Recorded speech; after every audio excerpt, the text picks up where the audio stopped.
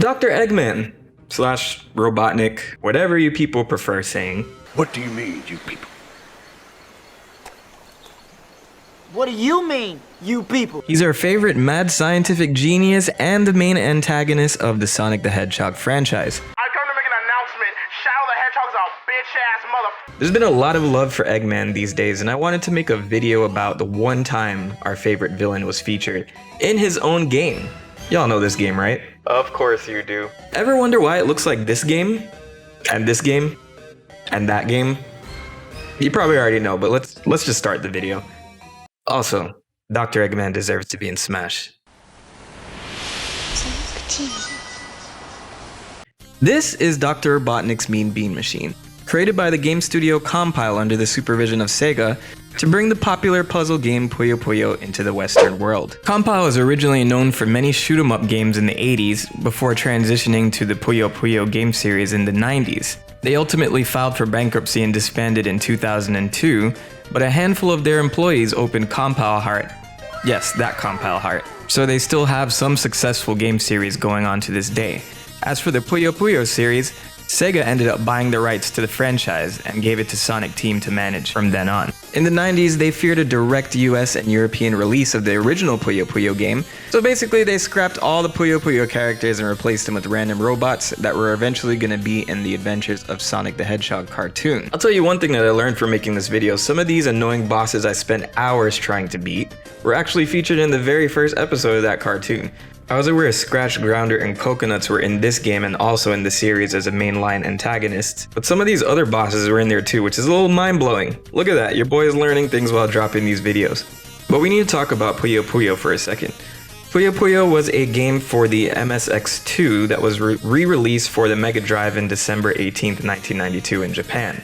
The protagonist of the series is a 16-year-old spellcaster named Arl Nadja, who is joined by her companion Carbuncle. And you may recognize Carbuncle if you played Dr. Robotnik's Mean Bean Machine. He's sitting right there at the bottom, in the middle, in plain sight. For some reason, they changed Carbuncle's name to Has-Been in the game, and he's the assumed player character for the game. I mean, it's not very clear. We only get bits and pieces of actual lore in this.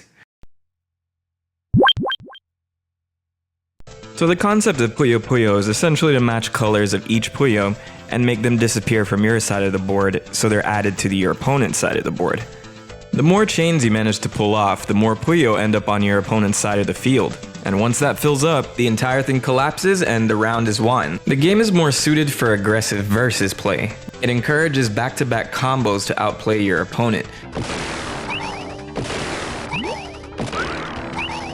Now, it looks complicated. Yo, how could that possibly be considered simple? Very simple. This has nothing to do with technique. He's inhuman! Versus a puzzle game like Tetris, which focuses more on obtaining a higher score. Now that we have Tetris Battle Royale, maybe I should take that one back. But let's go down this rabbit hole a little further.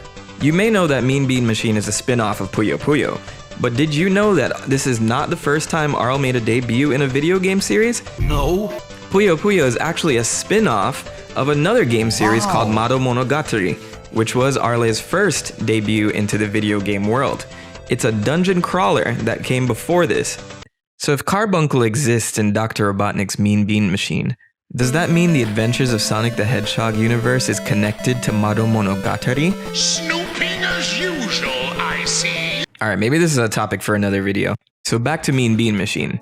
So we know that it's set in the world of the Adventures of Sonic the Hedgehog, but there's no direct references in the cartoon about Mean Bean Machine or the characters that are in it. There's a couple of cameos from the bosses that we will face in the actual game. Damn boy, he's thick! But that's about it. The only plot we get is at the very beginning of the game, where it explains that Dr. Robotnik builds a mean bean steaming machine to essentially convert the beans from the town of Beanville into his robot slaves. We, the player character, are actually going into the dungeons and freeing these beans from Eggman's captivity. Or should I say Robotnik? Let me keep it consistent. Yeah, this is a pretty shitty plan, which I think left a lot to be desired for the story, because Puyo Puyo tends to have a little bit more interesting dialogue than Mean Bean Machine overall. I'm getting a little sidetracked, but I was always curious as to why Sonic wasn't included in this game at all. You would think his inclusion would have a little bit more marketability for this game, even if you're reskinning a puzzle game from Japan. So I wondered why they went strictly with Eggman and his minions. There's not even one cameo of Sonic anywhere in this game. When I was playing as a kid, I always assumed at some point he would make like a bonus boss, or he would save the day at the very end, or even like one little sprite would be included, but nope, that's not the case here. And I can't seem to find any information as to why he's not included. My best guess here is that Sega is being protective of the character and the brand overall, because if you notice, they're using a separate continuity with the Adventures of Sonic the Hedgehog. Sonic Spinball also had a similar case where it used the SATAM universe to market that game, so perhaps they didn't trust third parties with the characters and the brand. Just thinking out loud here. But let's get into the gameplay. Let me tell you, if you're not playing on easy mode, this game does not mess around. I guarantee by level 2, if you're not used to Puyo Puyo or puzzle games in general, this is gonna give you your run for your money. Your very first opponent is a guy named Arms, so if you're just sitting there matching colors, more than likely you'll get through this level with no issues. But when we get to that second opponent, he goes by the name Frankly. Why? This is what separates the boys from the men.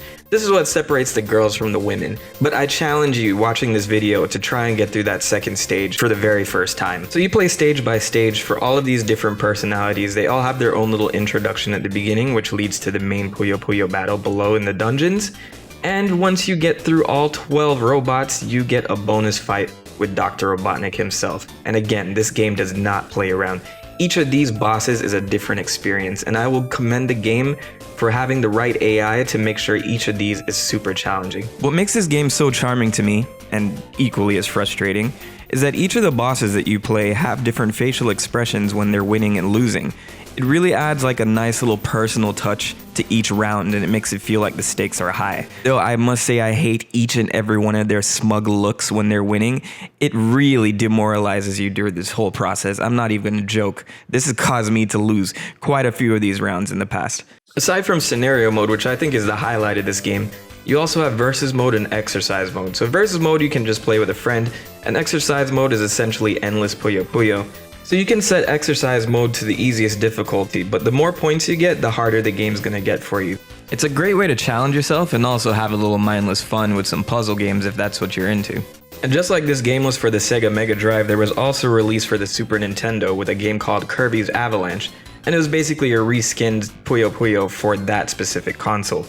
And the moment I thought everyone forgot about this game, the developers of Sonic Mania decided to throw a little cameo in the chemical plant zone in Sonic Mania, with Eggman getting back into the Mean Bean Machine to terrorize beans once again. This is such a beautiful cameo to me, including the music, which was a remix from both Puyo Puyo and Dr. Robotnik's Mean Bean Machine. And while we're on the topic for music, the soundtrack for Mean Bean Machine is just incredible. I would say it's one of the best soundtracks on the Sega Genesis. I know a lot of the tracks were pulled from the original Puyo Puyo game, but we didn't deserve a soundtrack this epic. I mean, for instance, take a look at the song for versus mode.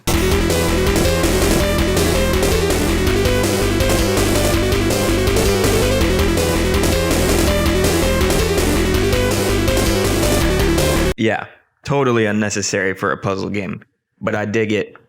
So why am I bringing this game up again? Why am I shoveling this out of the darkness? Well, first, I just wanted to make sure everyone knew why this game existed. But second, I think Dr. Eggman finally deserves his own spin-off game. Now, I know things are a little bit strange with the Sonic series right now, as I've brought up in several videos before.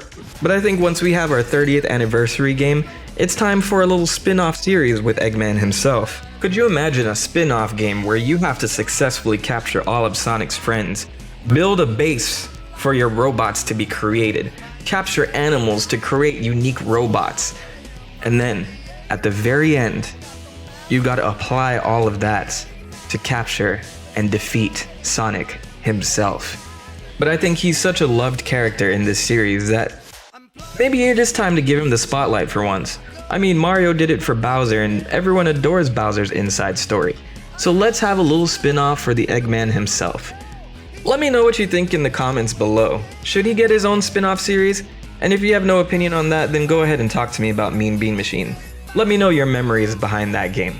And that does it for another video, my children. Please homing attack that like button, comment, or subscribe, because this would not be a YouTube video without me saying something like that, right? Everyone be safe out there. The Prophet.